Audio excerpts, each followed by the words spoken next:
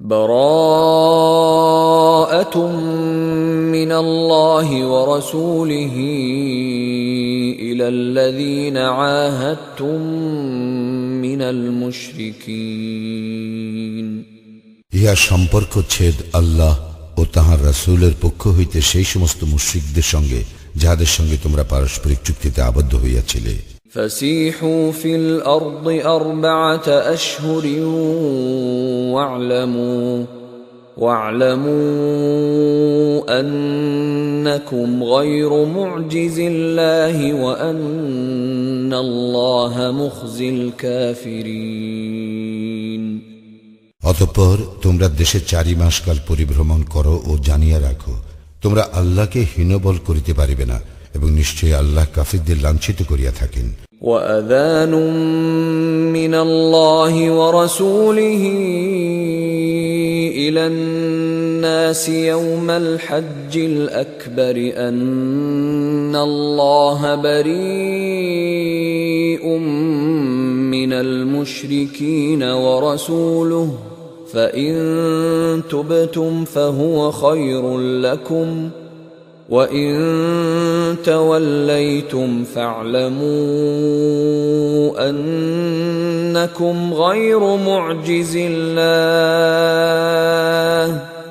وَبَشِّرِ الَّذِينَ كَفَرُوا بِعَذَابٍ أَلِيمٍ মহান হজের দিবসে আল্লাহ ও তাঁহার রাসূলের পক্ষ হইতে মানুষের প্রতি ইহা ঘোষণা যে নিশ্চয়ই মুশরিকদের সম্পর্কে আল্লাহ দায়মুক্ত এবং তাঁহার রাসূলও। তোমরা যদি তওবা করো তবে তাহা তোমাদের জন্য কল্যাণকর, আর তোমরা যদি মুখ ফিরাও তবে জানিয়া রাখো তোমরা আল্লাহকে হীনবল করিতে পারিবে না এবং কাফিরদেরকে মর্মন্তুর শাস্তির সংবাদ দাও। إلا الذين عاهدتم من المشركين ثم لم ينقصوكم شيئا ولم يظاهروا عليكم أحدا فأتموا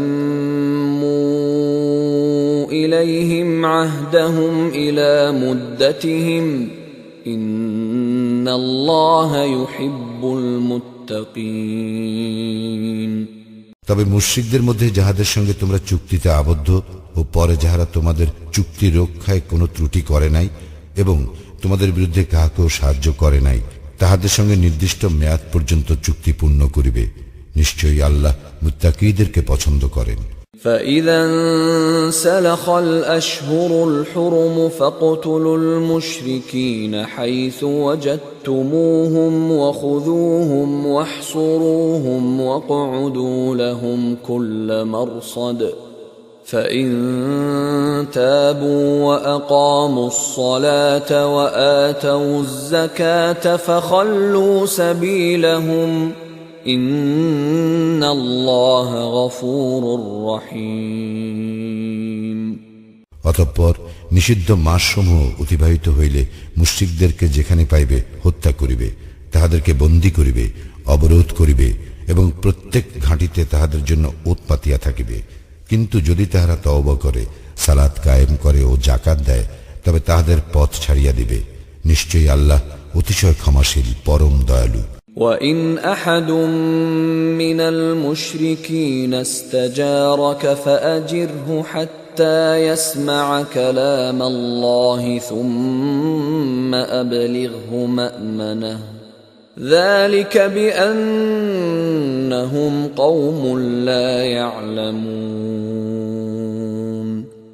মুশরিকদের মধ্যে কেহ তোমার কাছে আশ্রয় প্রার্থনা করিলে তুমি তাহাকে আশ্রয় দিবে যাহাতে সে আল্লাহর বাণী শুনিতে পায়, অতঃপর তাহাকে তাহার নিরাপদ স্থানে পৌঁছাইয়া দিবে, কারণ তাহারা অজ্ঞ লোক।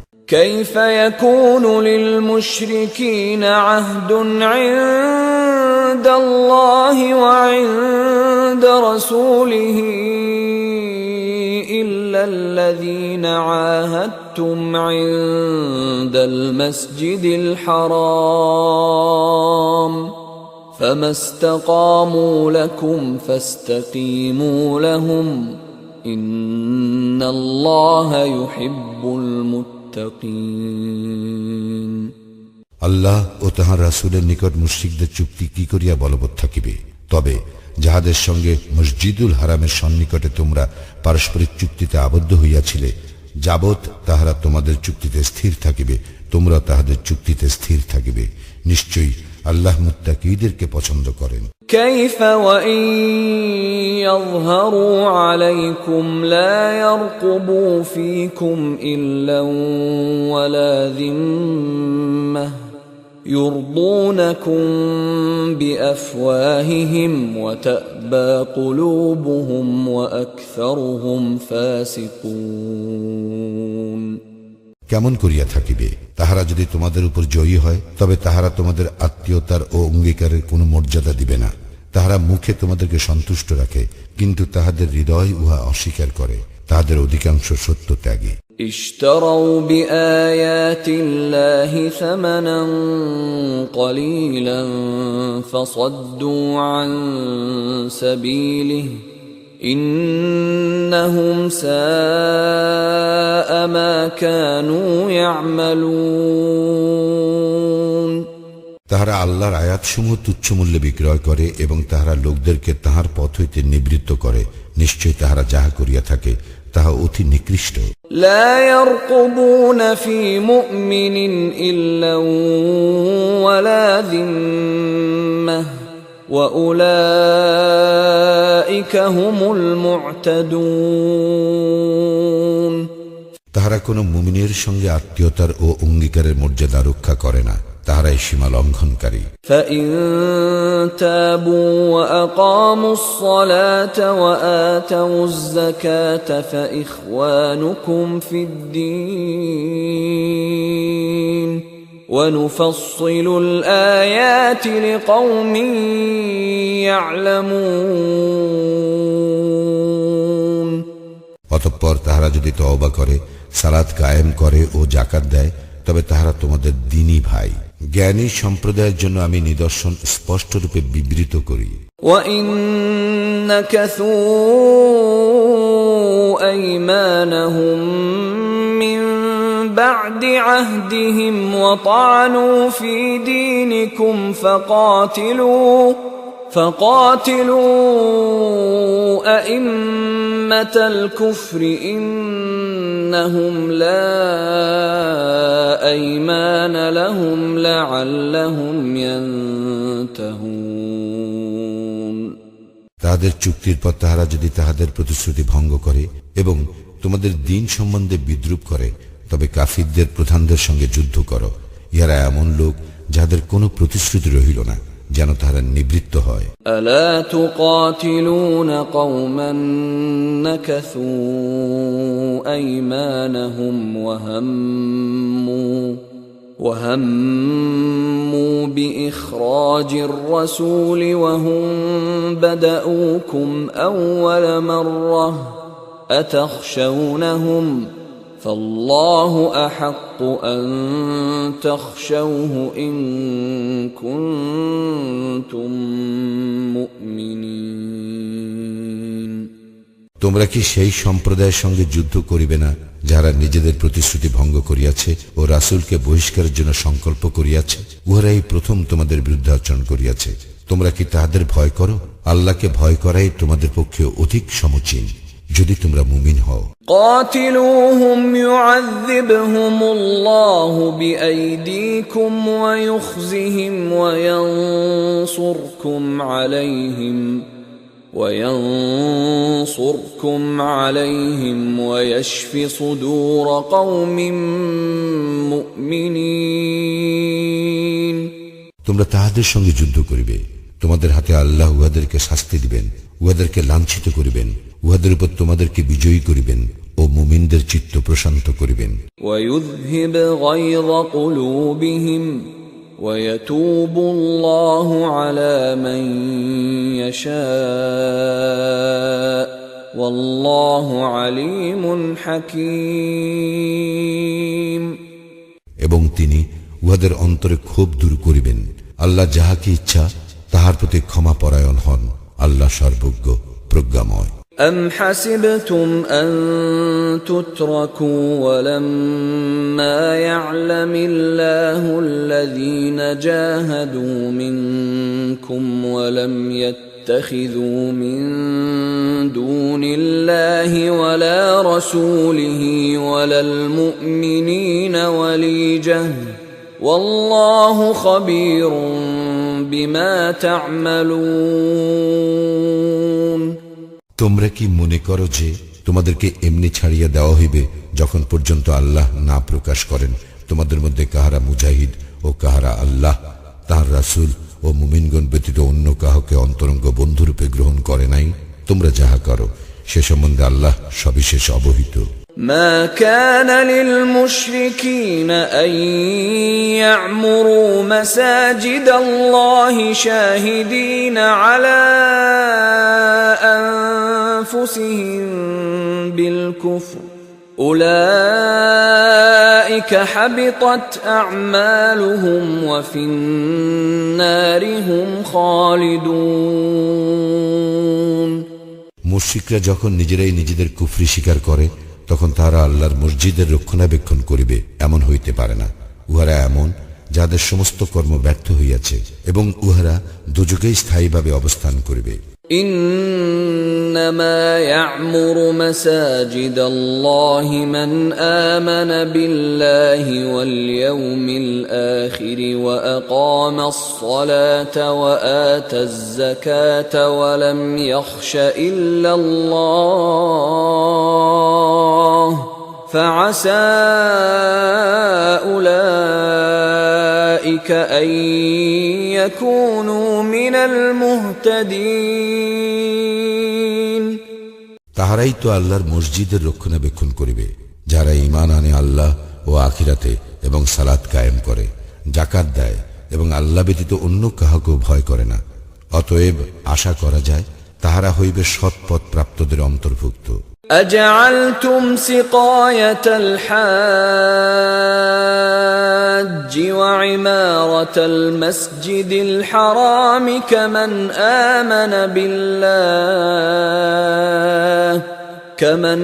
آمن بالله واليوم الآخر وجاهد في سبيل الله لا يستوون عند الله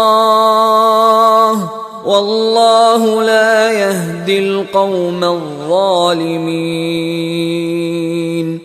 হাজীদের জন্য পানি সরবরাহ এবং মসজিদুল হারামের রক্ষণাবেক্ষণ করাকে তোমরা কি তাহাদের পুণ্যের সমজ্ঞান করো যারা আল্লাহ ও আখিরাতে ঈমান আনে এবং আল্লাহর পথে জিহাদ করে? আল্লাহর নিকট উহারা সমতুল্য নয়। আল্লাহ জালিম সম্প্রদায়কে সৎপথ প্রদর্শন করেন না। الذين آمنوا وهاجروا وجاهدوا في سبيل الله بأموالهم وأنفسهم أعظم درجة عند الله وأولئك هم الفائزون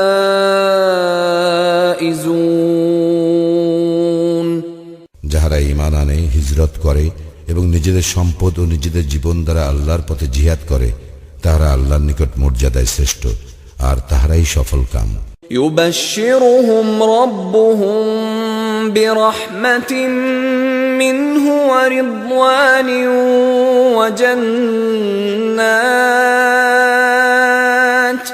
وجنات لهم فيها نعيم মুকিম উহাদের প্রতিপালক উহাদেরকে সুসংবাদ দিতেছেন স্বীয় দয়া ও সন্তোষের এবং জান্নাতের, যেখানে আছে তাহাদের জন্য স্থায়ী সুখ শান্তি। খালিদিন ফিহা আবাদা ইন্নাল্লাহা ইনদাহু আজরুন আযীম। সেখানে তাহারা চিরস্থায়ী হইবে, নিশ্চয় আল্লাহর নিকট আছে মহা পুরস্কার। يا أيها الذين آمنوا لا تتخذوا آباءكم وإخوانكم أولياء إن استحبوا الكفر على الإيمان ومن يتولهم منكم فأولئك هم الظالمون হে মুমিনগণ, তোমাদের পিতা ও ভ্রাতা যদি ঈমানের মোকাবিলায় কুফরিকে শ্রেয় জ্ঞান করে, তবে উহাদেরকে অন্তরঙ্গ রূপে গ্রহণ করিও না। তোমাদের মধ্যে যাহারা উহাদেরকে অন্তরঙ্গ রূপে গ্রহণ করে তাহারাই জালিম। قل إن كان آباؤكم وأبناؤكم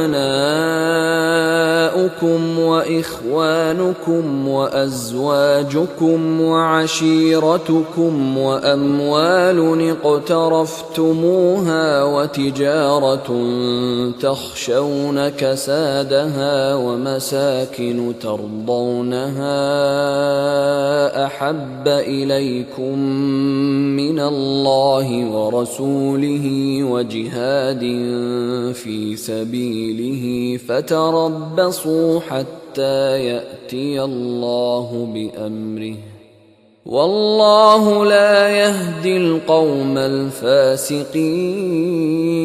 الفاسقين বলো, তোমাদের নিকট যদি আল্লাহ, তাঁর রাসূল এবং আল্লাহর পথে জিহাদ করা অপেক্ষা অধিক প্রিয় হয়, তোমাদের পিতা, তোমাদের সন্তান, তোমাদের ভাই, তোমাদের স্ত্রী, তোমাদের স্বগোষ্ঠী, তোমাদের অর্জিত সম্পদ, তোমাদের ব্যবসা বাণিজ্য যাহার মন্দা পড়ার আশঙ্কা করো, এবং তোমাদের বাসস্থান যাহা তোমরা ভালোবাসো, তবে অপেক্ষা করো আল্লাহর নির্দেশ আসা পর্যন্ত। আল্লাহ সত্যত্যাগী সম্প্রদায়কে সৎপথ প্রদর্শন করেন না। لقد نصركم الله في مواطن كثيرة ويوم حنين إذ أعجبتكم كثرتكم فلم تغن عنكم شيئا وضاقت عليكم الأرض بما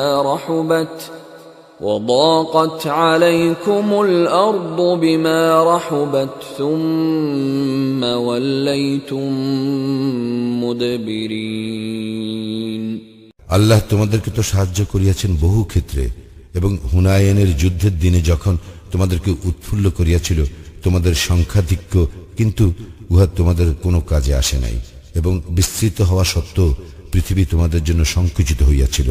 পরে তোমরা পৃষ্ঠ প্রদর্শন করিয়া পলায়ন করিয়াছিলে। ثم أنزل الله سكينته على رسوله وعلى المؤمنين وأنزل جنودا لم تروها وعذب الذين كفروا وذلك جزاء الكافرين অতঃপর আল্লাহ তাহার নিকট হইতে তাহার রাসূল ও মুমিনদের উপর প্রশান্তি বর্ষণ করেন, এবং এমন এক সৈন্যবাহিনী অবতীর্ণ করেন যাহা তোমরা দেখিতে পাও নাই, এবং তিনি কাফিরদেরকে শাস্তি প্রদান করেন। ইহাই কাফিরদের কর্মফল। ثم يتوب الله من بعد ذلك على من يشاء والله غفور رحيم ইহার পরও যাহার প্রতি ইচ্ছা আল্লাহ ক্ষমাপরায়ণ হইবেন, আল্লাহ অতি ক্ষমাশীল, পরম দয়ালু। يا أيها الذين آمنوا إنما المشركون نجس فلا يقربوا المسجد الحرام بعد عامهم هذا وإن خفتم عيلة فسوف يغنيكم الله من فضله إن شاء إن الله عليم حكيم হে মুমিনগণ, মুশরিকরা তো অপবিত্র, সুতরাং এই বৎসরের পর তাহারা যেন মসজিদুল হারামের নিকট না আসে। যদি তোমরা দারিদ্র্যের আশঙ্কা করো, তবে আল্লাহ ইচ্ছা করিলে তাহার নিজ করুণায় তোমাদেরকে অভাব মুক্ত করিবেন। নিশ্চয়ই আল্লাহ সর্বজ্ঞ, প্রজ্ঞাময়।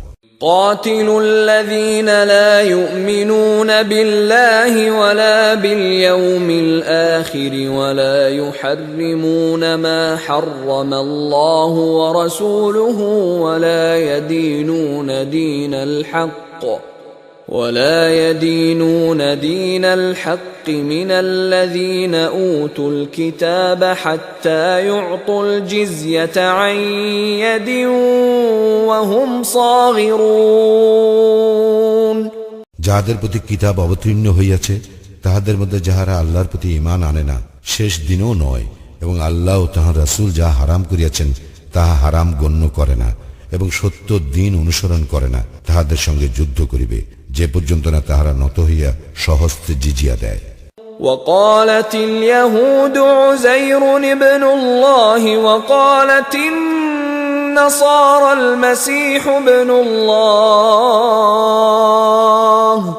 ذلك قولهم بأفواههم يضاهئون قول الذين كفروا من قبل قاتلهم الله أنى يؤفكون ইয়াহুদীরা বলে উজাইর আল্লাহর পুত্র এবং খ্রিস্টানরা বলে মসিহ আল্লাহর পুত্র। উহা তাহাদের মুখের কথা। পূর্বে যাহারা কুফরি করিয়াছিল উহারা তাহাদের মতো কথা বলে। আল্লাহ উহাদেরকে ধ্বংস করুন। আর কোন দিকে উহাদেরকে ফিরাইয়া দেওয়া হইয়াছে? اتخذوا أحبارهم ورهبانهم أربابا من دون الله والمسيح ابن مريم وما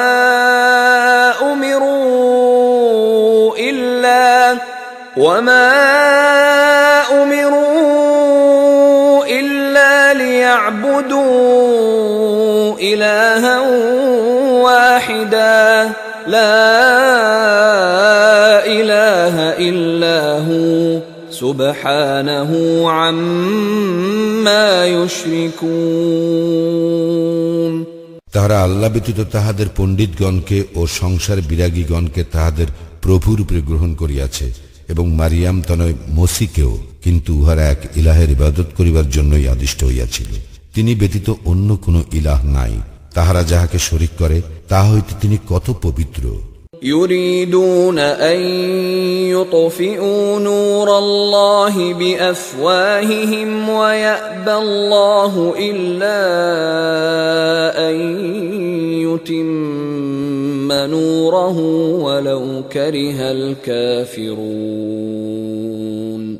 তাহারা তাদের মুখের ফুৎকারে আল্লাহর জ্যোতি নির্বাপিত করিতে চায়। কাফিররা অপ্রীতিকর মনে করিল আল্লাহ তাহার জ্যোতির পূর্ণ উদ্ভাসন ব্যতীত অন্য কিছু চান না। هو الذي أرسل رسوله بالهدى ودين الحق ليظهره على الدين كله ولو كره المشركون মুশরিকরা অপ্রীতিকর মনে করিল অপর সমস্ত দিনের উপর জয়যুক্ত করিবার জন্য তিনি পথ নির্দেশ ও সত্য দিন সহ তাহার রাসূল প্রেরণ করিয়াছেন। يا أيها الذين آمنوا إن كثيرا من الأحبار والرهبان ليأكلون أموال الناس بالباطل ويصدون عن سبيل الله والذين يكنزون الذهب والفضة ولا ينفقونها في سبيل الله فبشرهم بعذاب أليم হে মুমিনগণ, পণ্ডিত এবং সংসার বিরাগীদের মধ্যে অনেকেই লোকের ধন সম্পদ অন্যায়ভাবে ভোগ করিয়া থাকে এবং লোককে আল্লাহর পথ হইতে নিবৃত্ত করে। আর যাহারা স্বর্ণ ও রৌপ্য পুঞ্জীভূত করে এবং উহা আল্লাহর পথে ব্যয় করে না, উহাদেরকে মর্মন্তুর শাস্তির সংবাদ দাও। يوم يحمى عليها في نار جهنم فتكوى بها جباههم وجنوبهم وظهورهم هذا ما كنزتم لأنفسكم فذوقوا ما كنتم تكنزون যেদিন জাহান্নামের অগ্নিতে উহা উত্তপ্ত করা হইবে এবং উহা দ্বারা তাহাদের ললাট, পার্শ্বদেশ ও পৃষ্ঠদেশের দাগ দেওয়া হইবে। সেদিন বলা হইবে, ইহাই উহা যাহা তোমরা নিজেদের জন্য পুঞ্জীভূত করিতে, সুতরাং তোমরা যাহা পুঞ্জীভূত করিয়াছিলে তাহা আস্বাদন করো। إن عدة الشهور عند الله 12 شهرا في كتاب الله يوم خلق السماوات والأرض منها 4 حرم ذلك الدين القيم فلا تظلموا فيهن أنفسكم وقاتلوا المشركين كافة كما يقاتلونكم كافة واعلموا أن الله مع المتقين নিশ্চয়ই আকাশ মণ্ডলীয় পৃথিবীর সৃষ্টির দিন হইতে আল্লাহর বিধানে আল্লাহর নিকট মাস গণনায় মাস 12টি, তর মধ্যে 4টি নিষিদ্ধ মাস। ইহাই সুপ্রতিষ্ঠিত বিধান। সুতরাং ইহার মধ্যে তোমরা নিজেদের প্রতি জুলুম করিও না এবং তোমরা মুশরিকদের সঙ্গে সর্বাত্মকভাবে যুদ্ধ করিবে, যেমন তারা তোমাদের বিরুদ্ধে সর্বাত্মকভাবে যুদ্ধ করিয়া থাকে। এবং জানিয়া রাখো, আল্লাহ তো মুত্তাকীদের সঙ্গে আছেন। إنما النسيء زيادة في الكفر يضل به الذين كفروا يحلونه عاما ويحرمونه عاما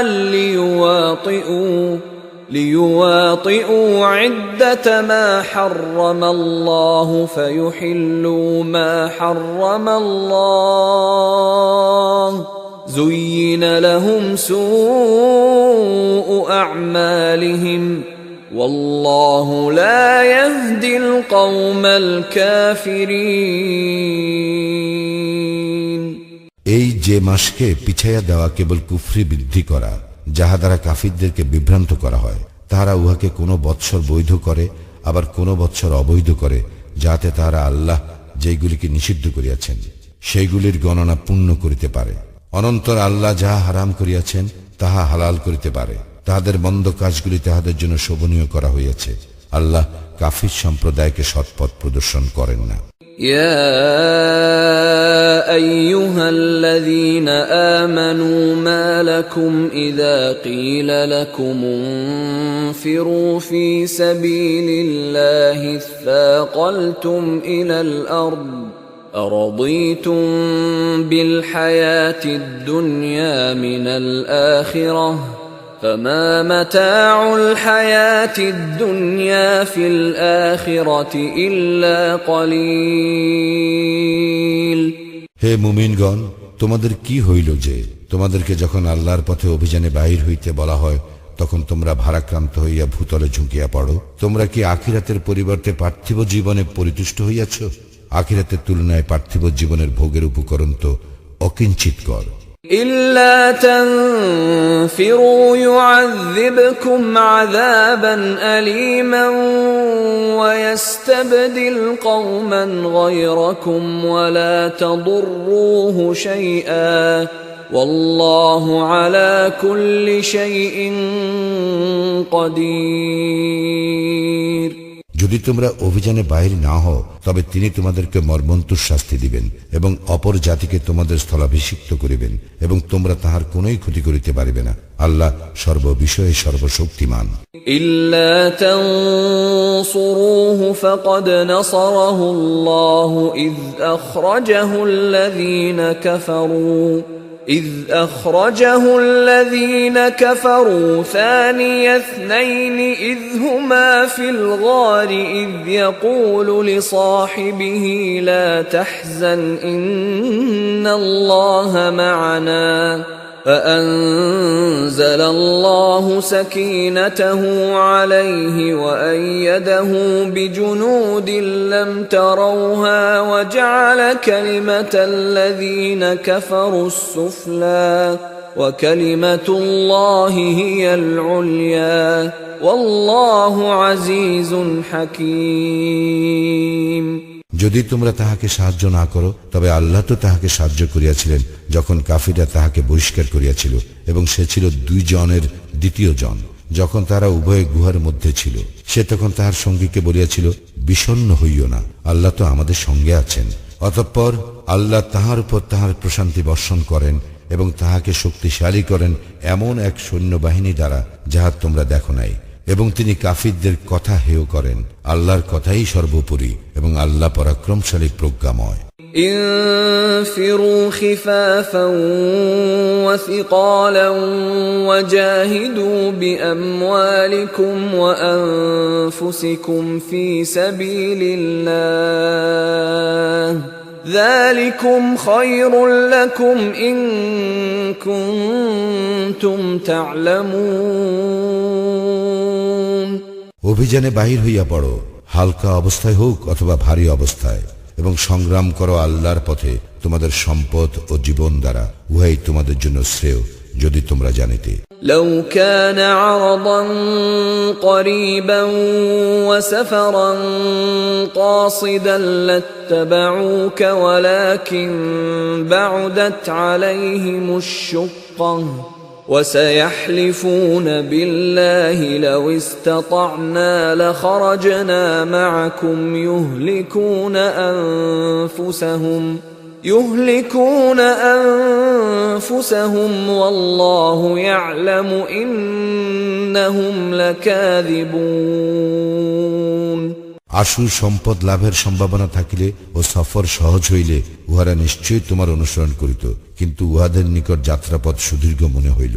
উহারা অচিরেই আল্লাহর নামে শপথ করিয়া বলিবে, পারিলে আমরা নিশ্চয়ই তোমাদের সঙ্গে বাইর হইতাম। উহারা নিজেদেরকে ধ্বংস করে, আল্লাহ জানেন উহারা অবশ্যই মিথ্যাচারী। عفى الله عنك لما أذنت لهم حتى يتبين لك الذين صدقوا وتعلم الكاذبين। আল্লাহ তোমাকে ক্ষমা করিয়াছেন, কাহারা সত্যবাদী তাহা তোমার নিকট স্পষ্ট না হওয়া পর্যন্ত, এবং কাহারা মিথ্যাবাদী তাহা না জানা পর্যন্ত তুমি কেন উহাদেরকে অব্যাহতি দিলে? لا يستأذنك الذين يؤمنون بالله واليوم الآخر أن يجاهدوا بأموالهم وأنفسهم والله عليم بالمتقين। যারা আল্লাহে ও শেষ দিবসে ঈমান আনে, তারা নিজ সম্পদ ও জীবন দ্বারা জিহাদে অব্যাহতি পাইবার প্রার্থনা তোমার নিকট করে না। আল্লাহ মুত্তাকীদের সম্বন্ধে সবিশেষ অবহিত। إنما يستأذنك الذين لا يؤمنون بالله واليوم الآخر وارتابت قلوبهم فهم في ريبهم يترددون। তোমার নিকট অব্যাহতি প্রার্থনা করে কেবল উহারাই যাহারা আল্লাহ ও শেষ দিবসে ঈমান আনে না, এবং যাহাদের চিত্ত সংশয়যুক্ত, উহারা তো আপন সংশয়ে দ্বিধাগ্রস্ত। ولو أرادوا الخروج لأعدوا له عدة ولكن كره الله بعاثهم فثبطهم وقيل اقعدوا مع القاعدين। উহারা বাহির হইতে চাহিলে উহারা নিশ্চয়ই ইহার জন্য প্রস্তুতির ব্যবস্থা করিত, কিন্তু উহাদের অভিযাত্রা আল্লাহর মনোপুত ছিল না। সুতরাং তিনি উহাদেরকে বিরত রাখেন, এবং উহাদেরকে বলা হয়, যাহারা বসিয়া আছে তাহাদের সঙ্গে বসিয়া থাকো। لو خرجوا فيكم ما زادوكم إلا خبالا ولأوضعوا خلالكم يبغونكم الفتنة وفيكم سماعون لهم والله عليم بالظالمين। উহারা তোমাদের সঙ্গে বাহির হইলে তোমাদের বিভ্রান্তি বৃদ্ধি করিত, এবং তোমাদের মধ্যে ফিতনা সৃষ্টির উদ্দেশ্যে তোমাদের মধ্যে ছুটাছুটি করিত। তোমাদের মধ্যে উহাদের জন্য কথা শুনিবার লোক আছে। আল্লাহ জালিমদের সম্বন্ধে সবিশেষ অবহিত। لقد ابتغوا الفتنة من قبل وقلبوا لك الأمور حتى جاء الحق وظهر أمر الله حتى جاء الحق وظهر أمر الله وهم كارهون পূর্বে উহারা ফিতনা সৃষ্টি করিতে চাইয়াছিল এবং উহারা তোমার বহু কর্মে ওলট পালট করিয়াছিল যতক্ষণ না উহাদের ইচ্ছার বিরুদ্ধে সত্য আসিল এবং আল্লাহর আদেশ বিজয়ী হইল। ومنهم من يقول ائذن لي ولا تفتني ألا في الفتنة سقطوا وإن جهنم لمحيطة بالكافرين এবং উহাদের মধ্যে এমন লোক আছে যে বলে, আমাকে অব্যাহতি দাও এবং আমাকে ফিতনায় ফেলিও না। সাবধান, উহারা এই ফিতনাতে পড়িয়াছে, জাহান্নাম তো কাফিরদেরকে বেষ্টন করিয়াই আছে। ইন তুসিবকা হাসানাতুন তাসুহম ওয়া ইন তুসিবকা মুসিবাতুন ইয়াকুলু ক্বাদ আখাযনা আমরানা মিন ক্বাবলু ওয়া ইয়াতাওয়াল্লাউ ওয়া হুম ফারিহুন। তোমার মঙ্গল হইলে তাহা উহাদেরকে পীড়া দেয় এবং তোমার বিপদ ঘটিলে উহারা বলে, আমরা তো পূর্বান্নেই আমাদের ব্যাপারে সতর্কতা অবলম্বন করিয়াছিলাম, এবং উহারা উৎফুল্ল চিত্তে সরিয়া পড়ে। কুল লা ইউসিবানা ইল্লা মা কাতাবাল্লাহু লানা হুয়া মাওলানা ওয়া আলাল্লাহি ফালইয়াতাওয়াক্কালিল মুমিনুন। বলো, আমাদের জন্য আল্লাহ যাহা নির্দিষ্ট করিয়াছেন তাহা ব্যতীত আমাদের অন্য কিছু হইবে না। তিনি আমাদের কর্ম বিধায়ক এবং আল্লাহর উপরেই মুমিনদের নির্ভর করা উচিত। কুল হাল তারাব্বাসুনা বিনা ইল্লা ইহদাল হুসনায়াইন ونحن نتربص بكم أن يصيبكم الله بعذاب من عنده أو بأيدينا فتربصوا إنا معكم متربصون। বলো, তোমরা আমাদের দুইটি মঙ্গলের একটির প্রতীক্ষা করিতেছ এবং আমরা প্রতীক্ষা করিতেছি আল্লাহ তোমাদেরকে শাস্তি দিবেন সরাসরি নিজ পক্ষ হইতে অথবা আমাদের হস্ত দ্বারা। অতএব তোমরা প্রতীক্ষা করো, আমরাও তোমাদের সঙ্গে প্রতীক্ষা করিতেছি। কুল আনফিকু তাওআন আও কারহান লান ইউতাকাব্বাল মিনকুম ইন্নাকুম কুনতুম কওমান ফাসিকিন। বলো, তোমরা স্বেচ্ছায় ব্যয় করো অথবা অনিচ্ছায়, তোমাদের নিকট হইতে তাহা কিছুতেই গৃহীত হইবে না। তোমরা তো সত্যত্যাগী সম্প্রদায়। وما منعهم أن تقبل منهم نفقاتهم إلا أنهم كفروا بالله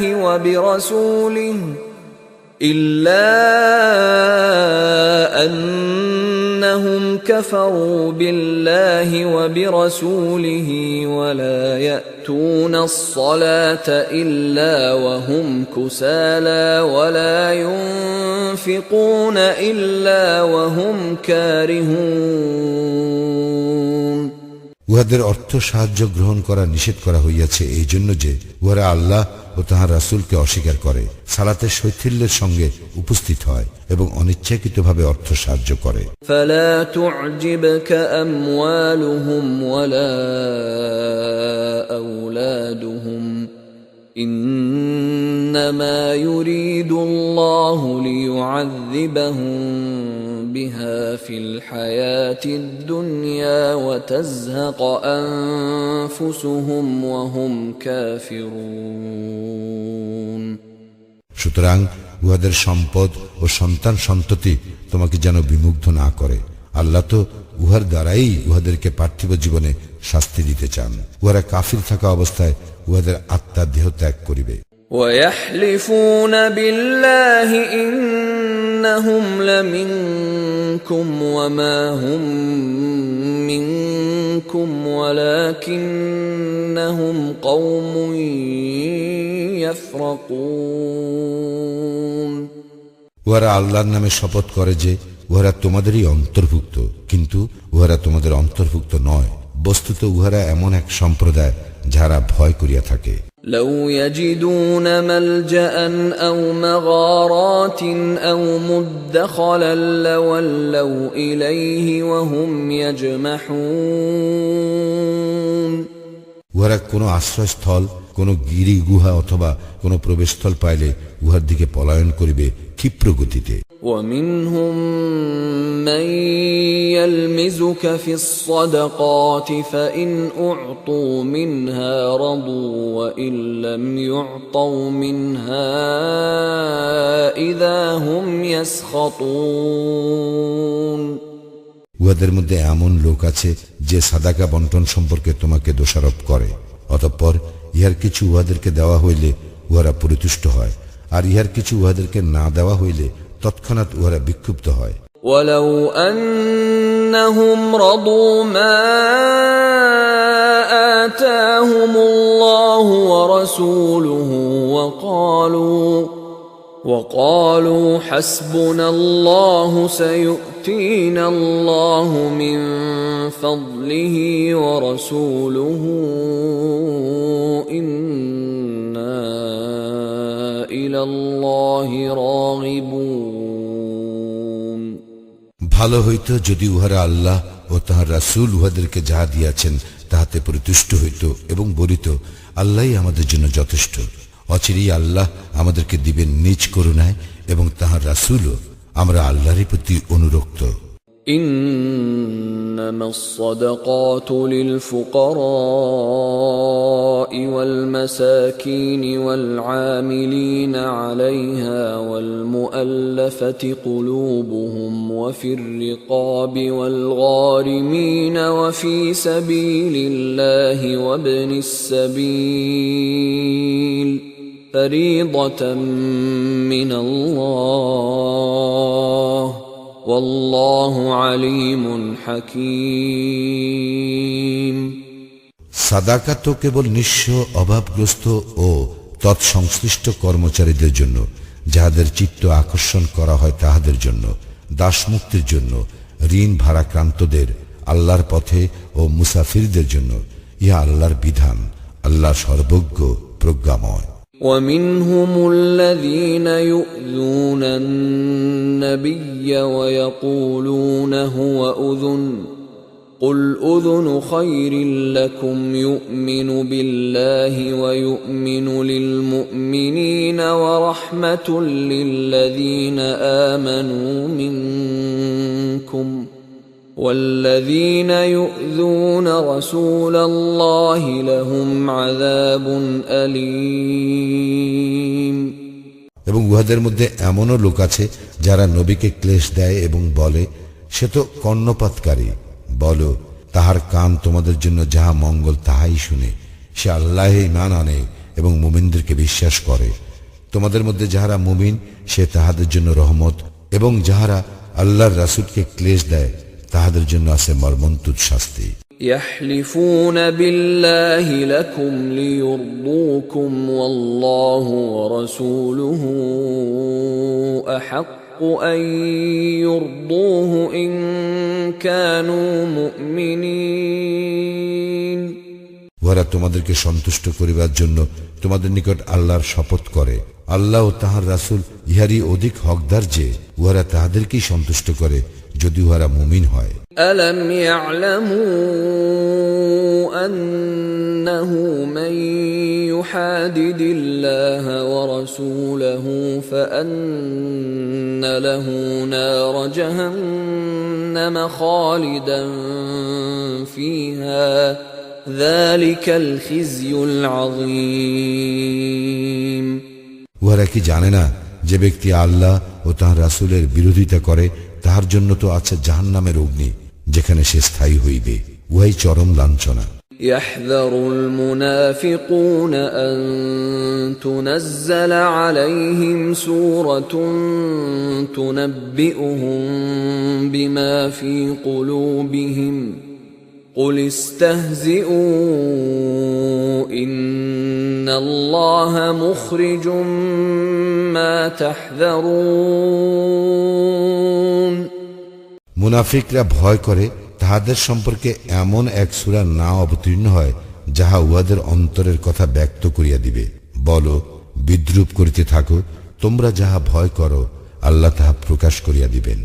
وَلَئِن سَأَلْتَهُمْ لَيَقُولُنَّ إِنَّمَا كُنَّا نَخُوضُ وَنَلْعَبُ قُلْ أَبِاللَّهِ وَآيَاتِهِ وَرَسُولِهِ كُنتُمْ تَسْتَهْزِئُونَ। এবং তুমি উহাদেরকে প্রশ্ন করিলে উহারা নিশ্চয়ই বলিবে, আমরা তো আলাপ আলোচনা ও ক্রিয়া কৌতুক করিতেছিলাম। বলো, তোমরা কি আল্লাহ, তাহার নিদর্শন ও তাহার রাসূলকে বিদ্রূপ করিতেছিলে? لا تعتذروا قد كفرتم بعد إيمانكم إن نعف عن طائفة منكم نعذب طائفة بأنهم كانوا مجرمين। তোমরা দোষ স্খলনের চেষ্টা করিও না, তোমরা তো ঈমান আনার পর কুফরি করিয়াছ। তোমাদের মধ্যে কোন দলকে ক্ষমা করিলেও অন্য দলকে শাস্তি দিব, কারণ তাহারা অপরাধী। المنافقون والمنافقات بعضهم من بعض يأمرون بالمنكر وينهون عن المعروف ويقبضون أيديهم نسوا الله فنسيهم إن المنافقين هم الفاسقون। মুনাফিক নর ও মুনাফিক নারী একে অপরের অনুরূপ। উহারা অসৎ কর্মের নির্দেশ দেয় এবং সৎকর্ম নিষেধ করে। উহারা হাত বদ্ধ করিয়া রাখে। উহারা আল্লাহকে বিস্মৃত হইয়াছে, ফলে তিনিও উহাদেরকে বিস্মৃত হইয়াছেন। মুনাফিকেরা তো পাপাচারী। وعد الله المنافقين والمنافقات والكفار نار جهنم خالدين فيها هي حسبهم ولعنهم الله ولهم عذاب مقيم। মুনাফিক নর, মুনাফিক নারী ও কাফিরদেরকে আল্লাহ প্রতিশ্রুতি দিয়েছেন জাহান্নামের অগ্নির, যেখানে উহারা স্থায়ী হইবে। ইহাই উহাদের জন্য যথেষ্ট, এবং আল্লাহ উহাদেরকে লানত করিয়াছেন এবং উহাদের জন্য রয়েছে স্থায়ী শাস্তি। كالذين من قبلكم كانوا أشد منكم قوة وأكثر أموالا وأولادا فاستمتعوا بخلاقهم فاستمتعتم بخلاقكم كما استمتع الذين من قبلكم بخلاقهم وخضتم كالذي خاضوا أولئك حبطت أعمالهم في الدنيا والآخرة وأولئك هم الخاسرون। তোমরাও তোমাদের পূর্ববর্তীদের মতো যাহারা শক্তিতে তোমাদের অপেক্ষা প্রবল ছিল এবং যাহাদের ধন সম্পদ ও সন্তান সন্ততি ছিল তোমাদের অপেক্ষা অধিক, এবং উহারা উহাদের ভাগ্যে যাহা ছিল তাহা ভোগ করিয়াছে। তোমাদের ভাগ্যে যাহা ছিল তোমরাও তাহা ভোগ করিলে, যেমন তোমাদের পূর্ববর্তীরা উহাদের ভাগ্যে যাহা ছিল তাহা ভোগ করিয়াছে। উহারা যেইরূপ অনর্থক আলাপ আলোচনায় লিপ্ত ছিল, তোমরাও সেইরূপ আলাপ আলোচনায় লিপ্ত রহিয়াছ। উহারাই তাহারা যাদের কর্ম দুনিয়া ও আখিরাতে ব্যর্থ, এবং উহারাই ক্ষতিগ্রস্ত। ألم يأتهم نبأ الذين من قبلهم قوم نوح وعاد وثمود وقوم إبراهيم وأصحاب مدين والمؤتفكات أتتهم رسلهم بالبينات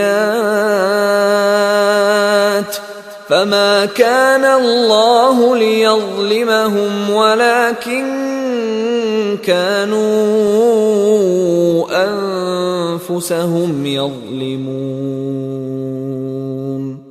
উহাদের পূর্ববর্তী নূহ, আদ ও সামুদের সম্প্রদায়, ইব্রাহিমের সম্প্রদায় এবং মাদিয়ান ও বিধ্বস্ত নগরের অধিবাসীদের সংবাদ কি উহাদের নিকট আসে নাই? উহাদের নিকটে স্পষ্ট নিদর্শন সহ উহাদের রাসূলগণ আসিয়াছিল। আল্লাহ এমন নন যে তাহাদের উপর জুলুম করেন, কিন্তু উহারা নিজেরাই নিজেদের প্রতি জুলুম করে। والمؤمنون والمؤمنات بعضهم أولياء بعض يأمرون بالمعروف وينهون عن المنكر ويقيمون الصلاة ويؤتون الزكاة ويطيعون الله ورسوله أولئك سيرحمهم الله إن الله عزيز حكيم মুমিন নর ও মুমিন নারী একে অপরের বন্ধু। ইহারা সৎ কাজের নির্দেশ দেয় এবং অসৎ কাজের নিষেধ করে, সালাত কায়েম করে, যাকাত দেয় এবং আল্লাহ ও তাঁহার রাসূলের আনুগত্য করে। ইহাদেরকে আল্লাহ কৃপা করিবেন, নিশ্চয় আল্লাহ পরাক্রমশালী, প্রজ্ঞাময়। وعد الله المؤمنين والمؤمنات جنات تجري من تحتها الأنهار خالدين فيها ومساكن طيبة في جنات عدن ورضوان من الله أكبر ذلك هو الفوز العظيم আল্লাহ মুমিন নর ও মুমিন নারীকে প্রতিশ্রুতি দিয়াছেন জান্নাতের, যাহার নিম্নদেশে নদী প্রবাহিত, যেখানে তাহারা স্থায়ী হইবে এবং স্থায়ী জান্নাতে উত্তম বাসস্থানের। আল্লাহর সন্তুষ্টি সর্বশ্রেষ্ঠ এবং উহাই মহা সাফল্য। يا أيها النبي جاهد الكفار والمنافقين واغلظ عليهم ومأواهم جهنم وبئس المصير হে নবী, কাফির ও মুনাফিকদের বিরুদ্ধে জিহাদ করো ও উহাদের প্রতি কঠোর হও। উহাদের আবাসস্থল জাহান্নাম, উহা কত নিকৃষ্ট প্রত্যাবর্তন স্থল। يحلفون بالله ما قالوا ولقد قالوا كلمة الكفر وكفروا بعد إسلامهم وهموا بما لم ينالوا وما نقموا إلا أن أغناهم الله ورسوله من فضله فإن يتوبوا يك خيرا لهم وإن يتولوا يعذبهم الله عذابا أليما في الدنيا والآخرة وما لهم في الأرض من ولي ولا نصير উহারা আল্লাহর শপথ করে যে উহারা কিছু বলে নাই, কিন্তু উহারা তো কুফরির কথা বলিয়াছে এবং ইসলাম গ্রহণের পর উহারা কাফির হইয়াছে। উহারা যাহা সংকল্প করিয়াছিল তাহা পায় নাই। আল্লাহ ও তাহার রাসূল নিজ কৃপায় উহাদেরকে অভাবমুক্ত করিয়াছিলেন বলিয়াই উহারা বিরোধিতা করিয়াছিল। উহারা তওবা করিলে উহাদের জন্য ভালো হইবে, কিন্তু উহারা মুখ ফিরাইয়া লইলে আল্লাহ দুনিয়ায় ও আখিরাতে উহাদেরকে মর্মন্তুর শাস্তি দিবেন। পৃথিবীতে উহাদের কোনো অভিভাবক নাই এবং কোনো সাহায্যকারীও নাই। ومنهم من عاهد الله لئن آتانا من فضله لنصدقن ولنكونن من الصالحين উহাদের মধ্যে কেহ কেহ আল্লাহর নিকট অঙ্গীকার করিয়াছিল, আল্লাহ নিজ কৃপায় আমাদেরকে দান করিলে আমরা নিশ্চয়ই সাদাকা দিব এবং অবশ্যই সৎকর্মশীলদের অন্তর্ভুক্ত হইব। فلما آتاهم من فضله بخلوا به وتولوا وهم معرضون অতঃপর যখন তিনি নিজ কৃপায় উহাদেরকে দান করিলেন তখন উহারা এই বিষয়ে কার্পণ্য করিল এবং বিরুদ্ধ ভাবাপন্ন হইয়া মুখ ফিরাইল। فأعقبهم نفاقا في قلوبهم إلى يوم يلقونه بما أخلفوا الله ما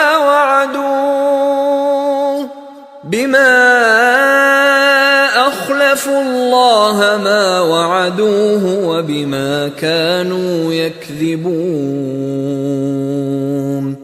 পরিণামে তিনি উহাদের অন্তরে কপটতা স্থিত করিলেন আল্লাহর সঙ্গে উহাদের সাক্ষাৎ দিবস পর্যন্ত, কারণ উহারা আল্লাহর নিকট যে অঙ্গীকার করিয়াছিল উহা ভঙ্গ করিয়াছিল, কারণ উহারা ছিল মিথ্যাচারী। ألم يعلموا أن الله يعلم سرهم ونجواهم وأن الله علام الغيوب উহারা কি জানিত না যে উহাদের অন্তরে গোপন কথা ও উহাদের গোপন পরামর্শ আল্লাহ অবশ্যই জানেন এবং যাহা অদৃশ্য তাহাও তিনি বিশেষভাবে জানেন। الذين يلمزون المطوعين من المؤمنين في الصدقات والذين لا يجدون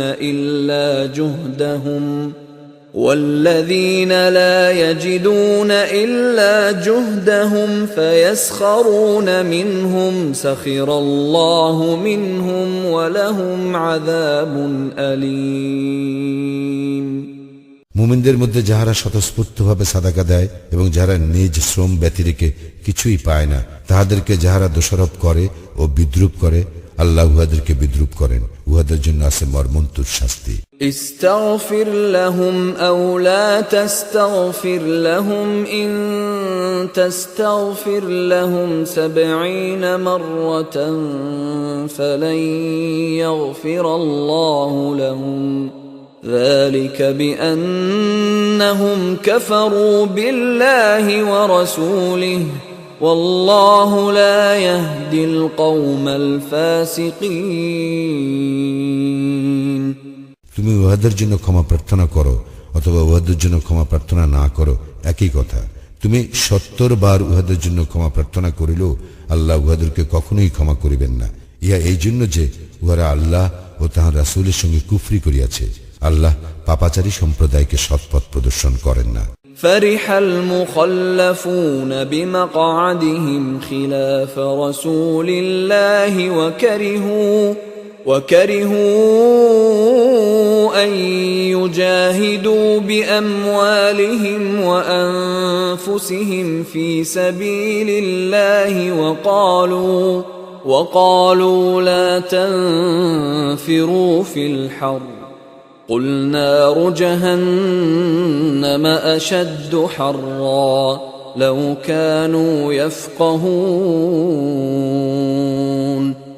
যাহারা পশ্চাতে রহিয়া গেল তারা আল্লাহর রাসূলের বিরুদ্ধাচরণ করিয়া বসিয়া থাকাতেই আনন্দবোধ করিল এবং তাহাদের ধন সম্পদ ও জীবন দ্বারা আল্লাহর পথে জিহাদ করা অপছন্দ করিল এবং তাহারা বলিল, গরমের মধ্যে অভিযানে বাহির হইও না। বল, উত্তাপে জাহান্নামের আগুন প্রচণ্ডতম, যদি তাহারা বুঝিত। فليضحكوا قليلا وليبكوا كثيرا جزاء بما كانوا يكسبون অতএব তাহারা কিঞ্চিত হাসিয়া লোক, তাহারা প্রচুর কাঁদিবে তাহাদের কৃতকর্মের ফলস্বরূপ। فإن رجعك الله إلى طائفة منهم فاستأذنوك للخروج فقل لن تخرجوا معي أبدا ولن تقاتلوا معي عدوا إنكم رضيتم بالقعود أول مرة فاقعدوا مع الخالفين আল্লাহ যদি তোমাকে উহাদের কোন দলের নিকট ফেরত আনেন এবং উহারা অভিযানে বাহির হইবার জন্য তোমার অনুমতি প্রার্থনা করে, তখন তুমি বলিবে, তোমরা তো আমার সঙ্গে কখনো বাহির হইবে না, এবং তোমরা আমার সঙ্গী হইয়া কখনো শত্রুর সঙ্গে যুদ্ধ করিবে না। তোমরা তো প্রথমবার বসিয়া থাকাই পছন্দ করিয়াছিলে, সুতরাং যারা পিছনে থাকে তাহাদের সঙ্গে বসিয়াই থাকো। ولا تصل على أحد منهم مات أبدا ولا تقم على قبره إنهم كفروا بالله ورسوله وماتوا وهم فاسقون। উহাদের মধ্যে কাহারও মৃত্যু হইলে তুমি কখনো উহার জন্য জানাজার সালাত পড়িবে না এবং উহার কবর পার্শ্বে দাঁড়াইবে না। উহারা তো আল্লাহ ও তাঁর রাসূলকে অস্বীকার করিয়াছিল এবং পাপাচারী অবস্থায় উহাদের মৃত্যু হইয়াছে। ولا تعجبك أموالهم وأولادهم إنما يريد الله أن يعذبهم بها في الدنيا وتزهق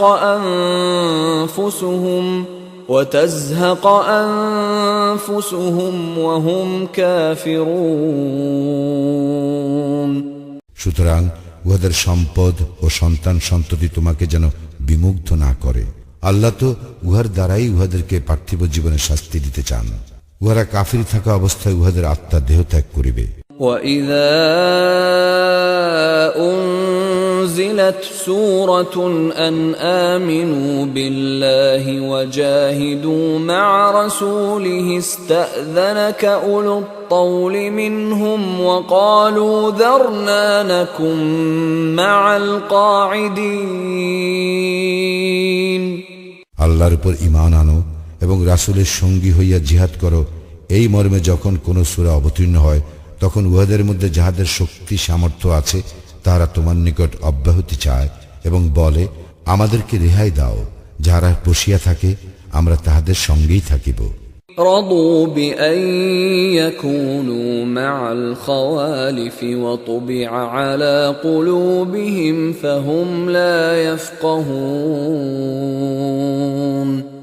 উহারা অন্তঃপুরবাসিনীদের সঙ্গে অবস্থান করাই পছন্দ করিয়াছে এবং উহাদের অন্তর মোহর করা হইয়াছে, ফলে উহারা বুঝিতে পারে না। لكن الرسول والذين آمنوا معه جاهدوا بأموالهم وأنفسهم وأولئك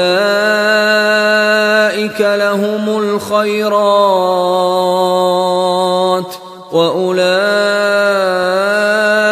هم المفلحون।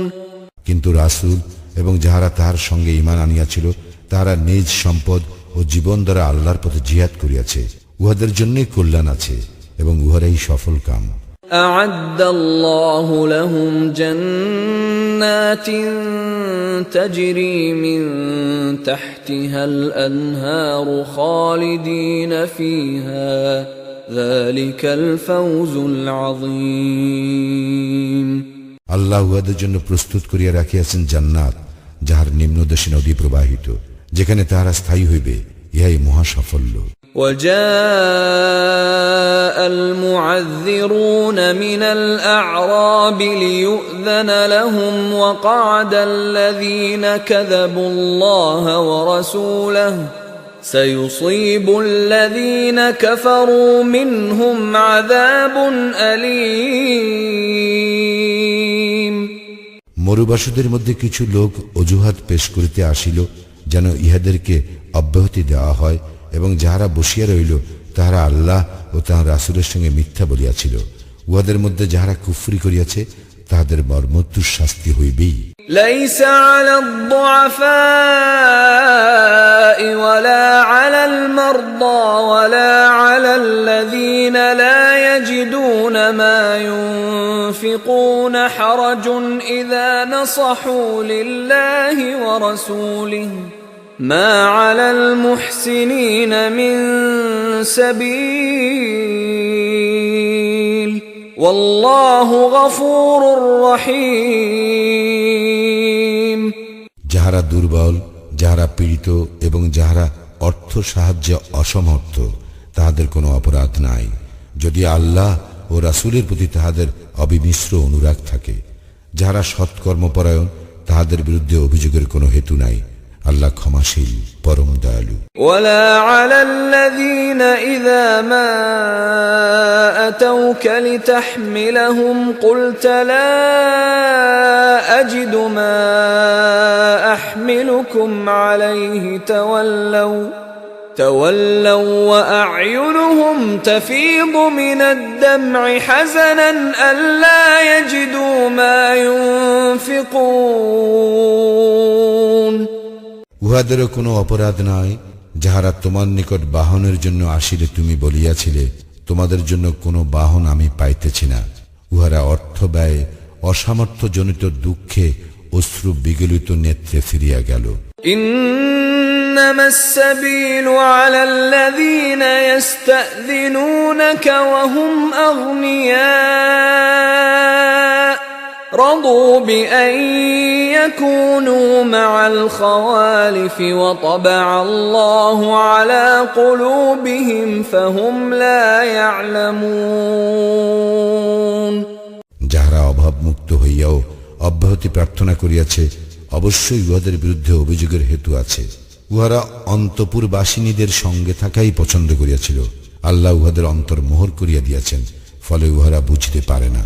يعتذرون إليكم إذا رجعتم إليهم قل لا تعتذروا لن نؤمن لكم قد نبأنا الله من أخباركم وسيرى الله عملكم ورسوله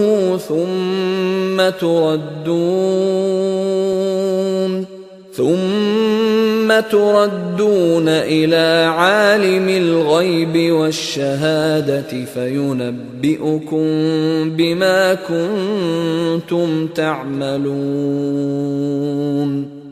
তোমরা উহাদের নিকট ফিরিয়া আসিলে উহারা তোমাদের নিকট অজুহাত পেশ করিবে।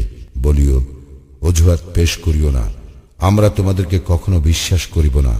আল্লাহ আমাদেরকে তোমাদের খবর জানাইয়া দিয়াছেন এবং আল্লাহ অবশ্যই তোমাদের কার্যকলাপ লক্ষ্য করিবেন এবং তাহার রাসূলও।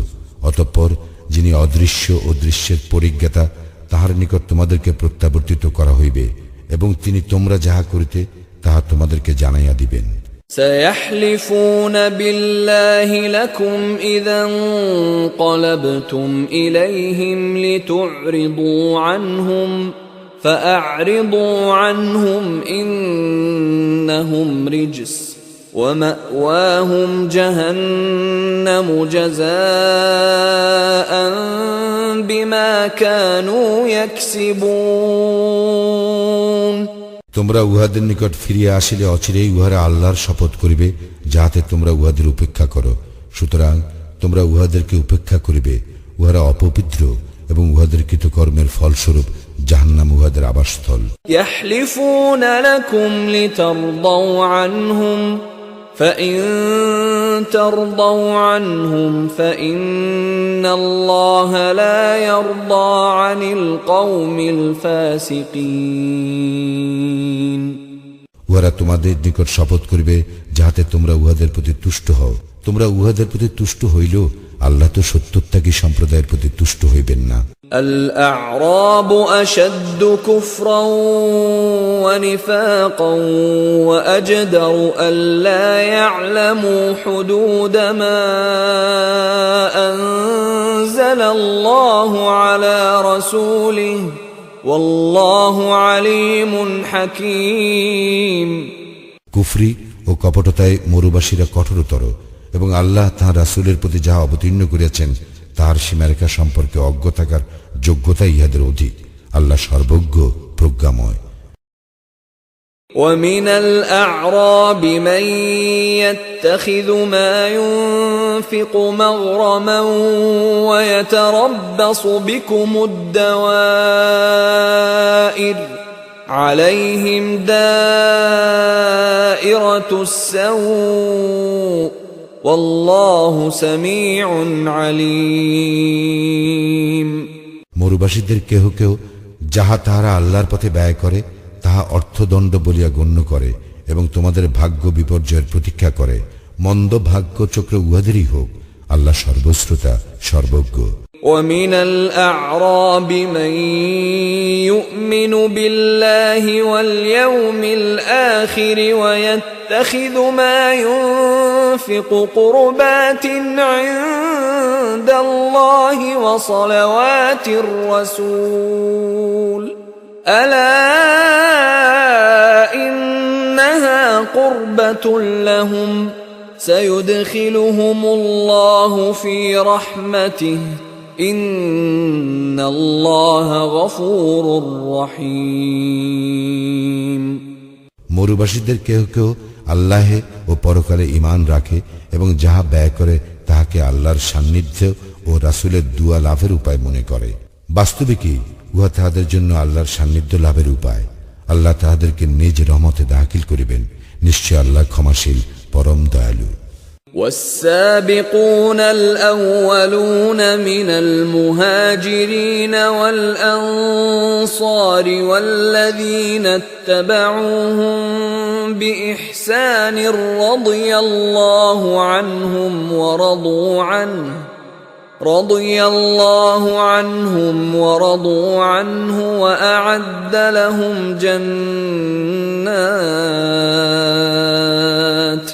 وأعد لهم جنات تجري تحتها الأنهار خالدين فيها أبدا ذلك الفوز العظيم। মুহাজির ও আনসারদের মধ্যে যাহারা প্রথম অগ্রগামী এবং যাহারা নিষ্ঠার সঙ্গে তাহাদের অনুসরণ করে, আল্লাহ তাহাদের প্রতি প্রসন্ন এবং তাহারাও তাহাতে সন্তুষ্ট, এবং তিনি তাহাদের জন্য প্রস্তুত করিয়াছেন জান্নাত যাহার নিম্নদেশী নদী প্রবাহিত, যেখানে তাহারা চিরস্থায়ী হইবে। ইহা মহা সাফল্য। وَمِمَّنْ حَوْلَكُمْ مِنَ الْأَعْرَابِ مُنَافِقُونَ وَمِنْ أَهْلِ الْمَدِينَةِ مَرَدُوا عَلَى النِّفَاقِ لَا تَعْلَمُهُمْ نَحْنُ نَعْلَمُهُمْ سنعذبهم مرتين ثم يردون إلى عذاب عظيم। মরুবাসীদের মধ্যে যাহারা তোমাদের আশেপাশে আছে তাহাদের কেহ কেউ মুনাফিক, এবং মদিনাবাসীদের মধ্যেও কেহ কেউ উহারা কপটতায় সিদ্ধ। তুমি উহাদেরকে জানো না, আমি উহাদেরকে জানি। আমি উহাদেরকে দুইবার শাস্তি দিব ও পরে উহারা প্রত্যাবর্তিত হইবে মহাশাস্তির দিকে। وآخرون اعترفوا بذنوبهم خلطوا عملا صالحا وآخر سيئا عسى الله أن يتوب عليهم إن الله غفور رحيم। এবং অপর কতক লোকে নিজেদের অপরাধ স্বীকার করিয়াছে, উহারা এক সৎকর্মের সঙ্গে অপর অসৎকর্ম মিশ্রিত করিয়াছে। আল্লাহ হয়তো উহাদেরকে ক্ষমা করিবেন। নিশ্চয় আল্লাহ ক্ষমাশীল, পরম দয়ালু। خذ من أموالهم صدقة تطهرهم وتزكيهم بها وصل عليهم إن صلاتك سكن لهم والله سميع عليم। উহাদের সম্পদ হইতে সাদাকা গ্রহণ করিবে, ইহার দ্বারা তুমি উহাদেরকে পবিত্র করিবে এবং পরিশোধিত করিবে। তুমি উহাদেরকে দুয়া করিবে, তোমার দুয়া তো উহাদের জন্য চিত্ত স্বস্তিকর। আল্লাহ সর্বশ্রোতা, সর্বজ্ঞ।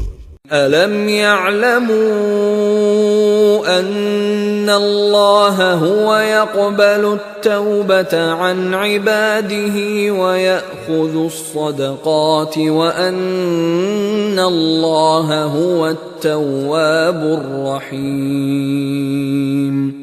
উহারা কি জানে না যে আল্লাহ তো তাহার বান্দাদের তওবা কবুল করেন এবং সাদাকা গ্রহণ করেন? নিশ্চয়ই আল্লাহ ক্ষমাশীল, পরম দয়ালু। وَقُلِ اعْمَلُوا فَسَيَرَى اللَّهُ عَمَلَكُمْ وَرَسُولُهُ وَالْمُؤْمِنُونَ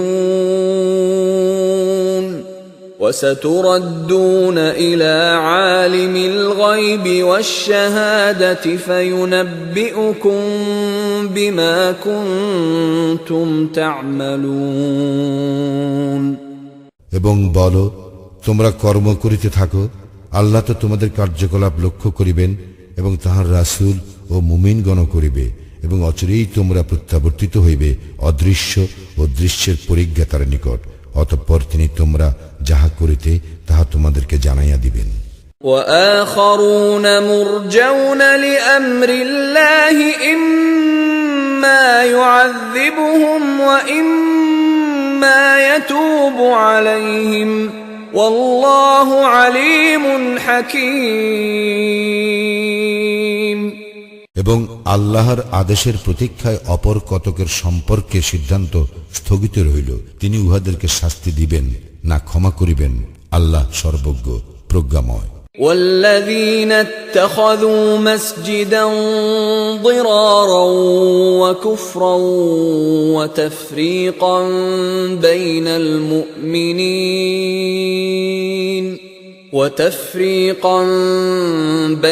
المؤمنين وإرصادا لمن حارب الله ورسوله من قبل وَلَيَحْلِفُنَّ إِنْ أَرَدْنَا إِلَّا الْحُسْنَى وَاللَّهُ يَشْهَدُ إِنَّهُمْ لَكَاذِبُونَ।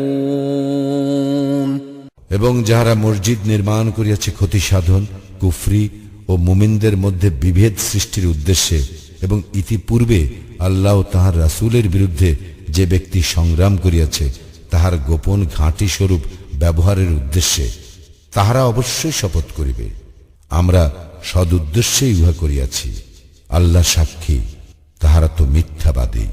لا تقم فيه أبدا لمسجد أسس على التقوى من أول يوم أحق أن تقوم فيه رجال يحبون أن يتطهروا والله يحب المطهرين। তুমি ইহাতে কখনো দাঁড়াইও না, যে মসজিদের ভিত্তি প্রথম দিন হইতে স্থাপিত হইয়াছে তাকওয়ার উপর, উহাই তোমার সালাতের জন্য অধিক যোগ্য। সেখানে এমন লোক আছে যাহারা পবিত্রতা অর্জন ভালোবাসে, এবং পবিত্রতা অর্জনকারীদেরকে আল্লাহ পছন্দ করেন।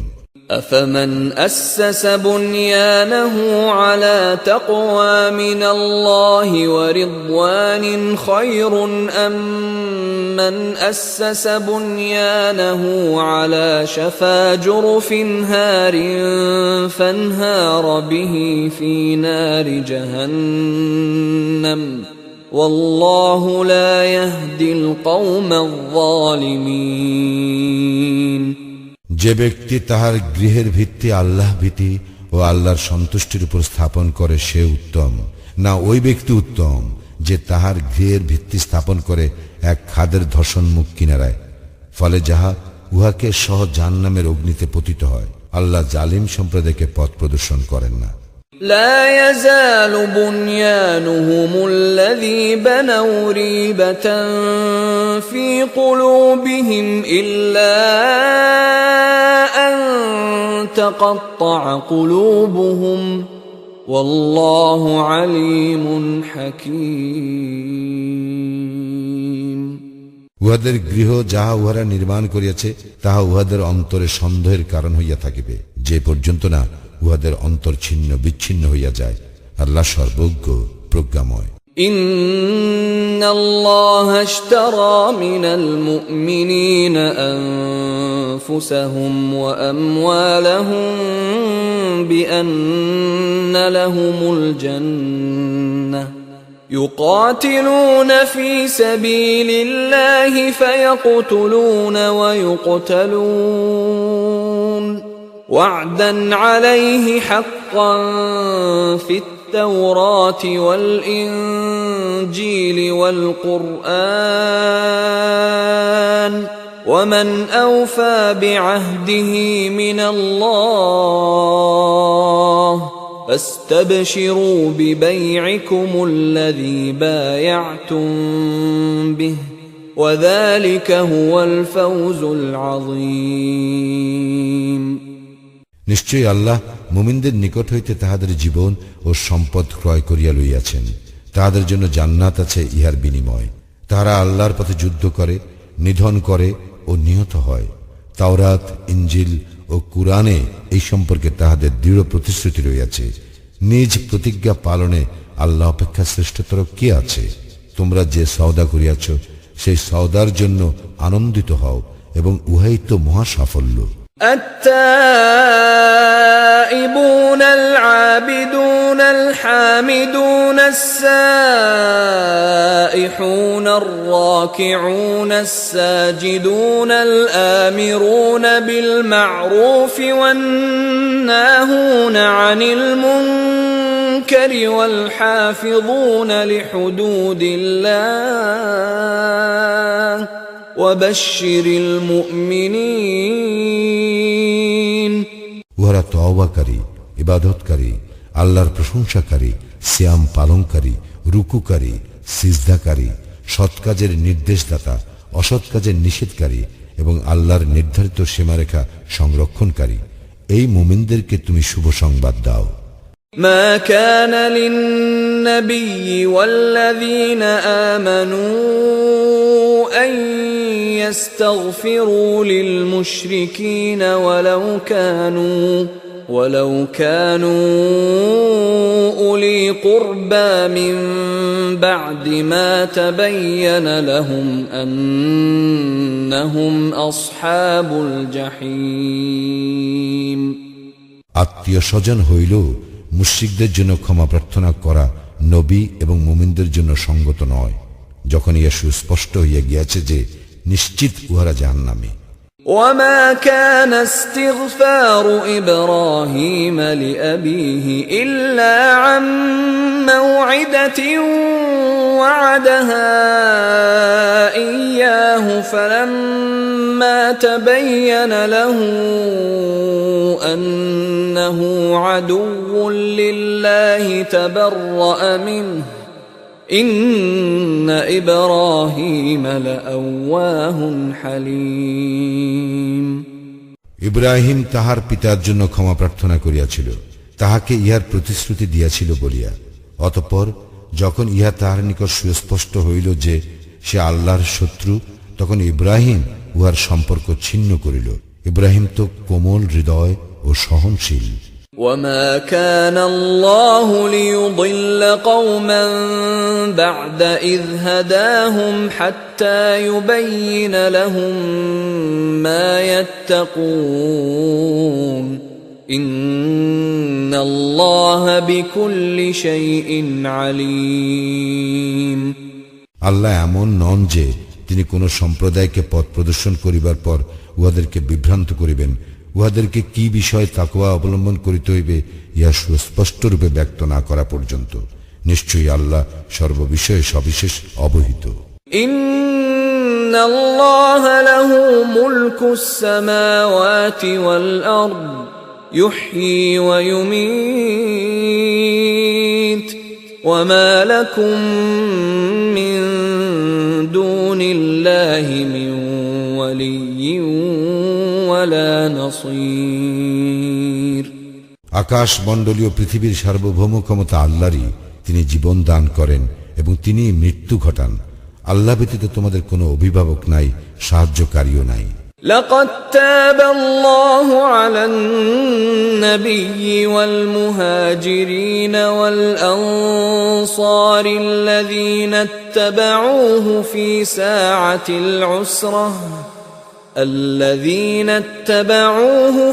ساعة العسرة من بعد ما كاد يزيغ قلوب فريق منهم ثم تاب عليهم إنه بهم رؤوف رحيم আল্লাহ অবশ্যই অনুগ্রহপরায়ণ হইলেন নবীর প্রতি এবং মুহাজির ও আনসারদের প্রতি, যাহারা তাহার অনুসরণ করিয়াছিল সংকটকালে, এমনকি যখন তাহাদের এক দলের চিত্ত বৈকল্যের উপক্রম হইয়াছিল।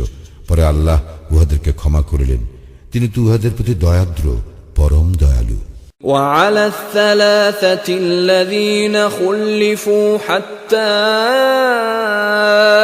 إذا ضاقت عليهم الأرض بما رحبت وضاقت عليهم أنفسهم وظنوا أن لا ملجأ من الله إلا إليه ثم تاب عليهم ليتوبوا إن الله هو التواب الرحيم এবং তিনি ক্ষমা করিলেন অপর তিনজনকেও, যাহাদের সম্পর্কে সিদ্ধান্ত স্থগিত রাখা হইয়াছিল, যে পর্যন্ত না পৃথিবী বিস্তৃত হওয়া সত্ত্বেও তাহাদের জন্য উহা সংকুচিত হইয়াছিল এবং তাহাদের জীবন তাহাদের জন্য দুর্বিষহ হইয়াছিল, এবং তাহারা উপলব্ধি করিয়াছিল যে আল্লাহ ব্যতীত কোনো আশ্রয়স্থল নাই, তাহার দিকে প্রত্যাবর্তন ব্যতীত। পরে তিনি উহাদের তওবা কবুল করিলেন, যাহাতে উহারা তওবায় স্থির থাকে।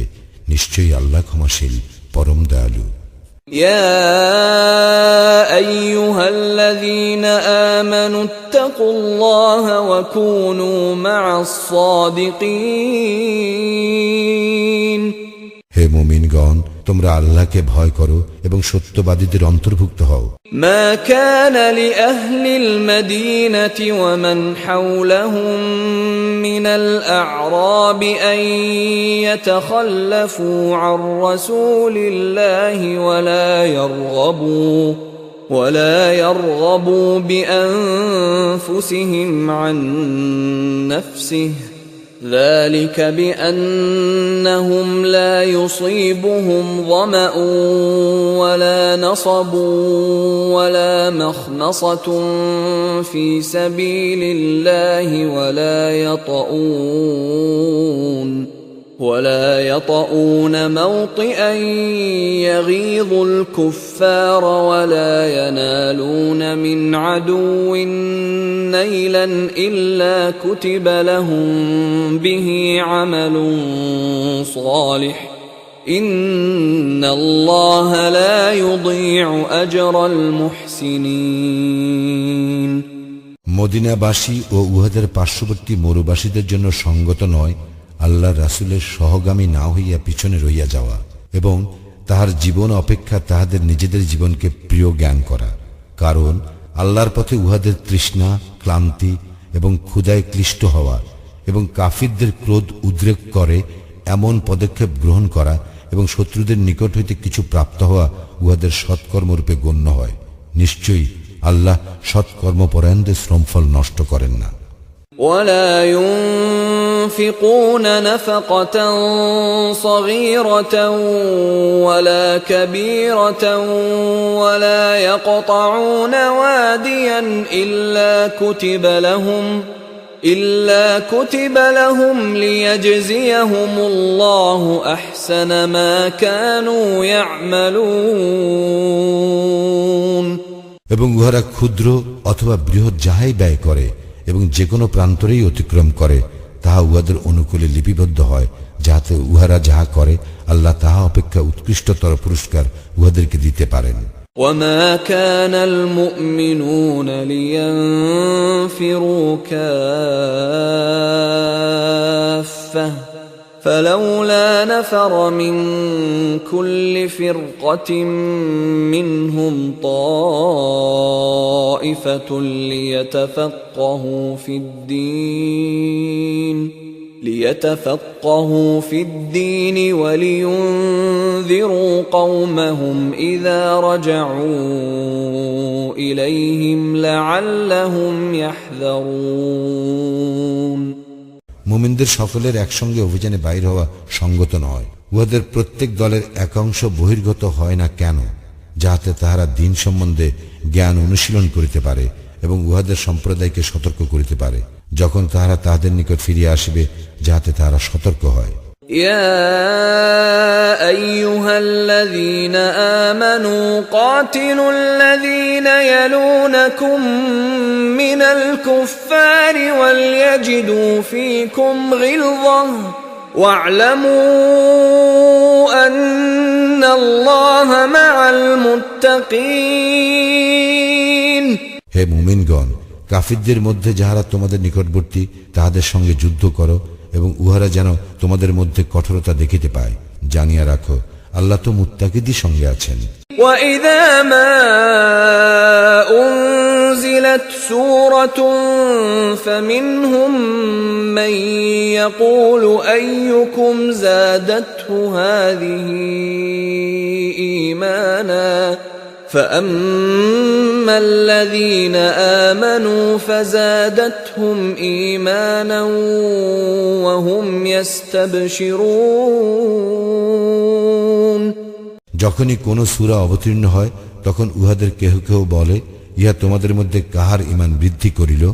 যাহারা মুমিন, ইহা তাহাদেরই ঈমান বৃদ্ধি করে এবং তাহারাই আনন্দিত হয়। وَأَمَّا الَّذِينَ فِي قُلُوبِهِم مَّرَضٌ فَزَادَتْهُمْ رِجْسًا إِلَىٰ رِجْسِهِمْ وَمَاتُوا وَهُمْ كَافِرُونَ।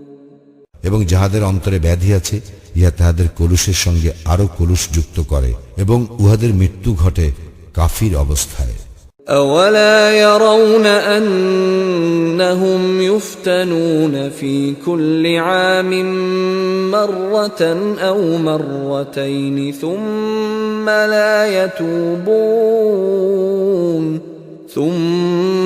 لَا يَتُوبُونَ وَلَا هُمْ يَذَّكَّرُونَ। উহারা কি দেখে না যে উহাদেরকে প্রতি বৎসর একবার বা দুইবার বিপর্যস্ত করা হয়? ইহার পরও উহারা তওবা করে না এবং উপদেশ গ্রহণ করে না। وَإِذَا مَا أُنزِلَتْ سُورَةٌ نَّظَرَ بَعْضُهُمْ إِلَىٰ بَعْضٍ هَلْ يَرَاكُم مِّنْ أَحَدٍ ثُمَّ انصَرَفُوا صَرَفَ اللَّهُ قُلُوبَهُم بِأَنَّهُمْ قَوْمٌ لَّا يَفْقَهُونَ। এবং যখনই কোনো সূরা অবতীর্ণ হয় তখন উহারা একে অপরের দিকে তাকায় এবং ইশারায় জিজ্ঞাসা করে, তোমাদেরকে কেহ লক্ষ্য করিতেছে কি? অতঃপর উহারা সরিয়া পড়ে। আল্লাহ উহাদের হৃদয়কে সত্য বিমুখ করিয়াছেন, কারণ উহারা এমন এক সম্প্রদায় যাহাদের বোধশক্তি নাই। لقد جاءكم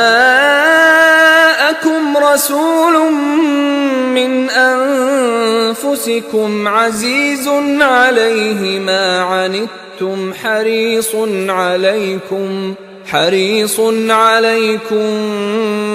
بالمؤمنين رؤوف رحيم। অবশ্যই তোমাদের মধ্য হইতেই তোমাদের নিকট এক রাসূল আসিয়াছে, তোমাদেরকে যাহা বিপন্ন করে উহা তাহার জন্য কষ্টদায়ক। সে তোমাদের মঙ্গলকামী, মুমিনদের প্রতি সে দয়াদ্র ও পরম দয়ালু। فَإِن تَوَلَّوْا فَقُلْ حَسْبِيَ اللَّهُ لَا إِلَٰهَ إِلَّا هُوَ عَلَيْهِ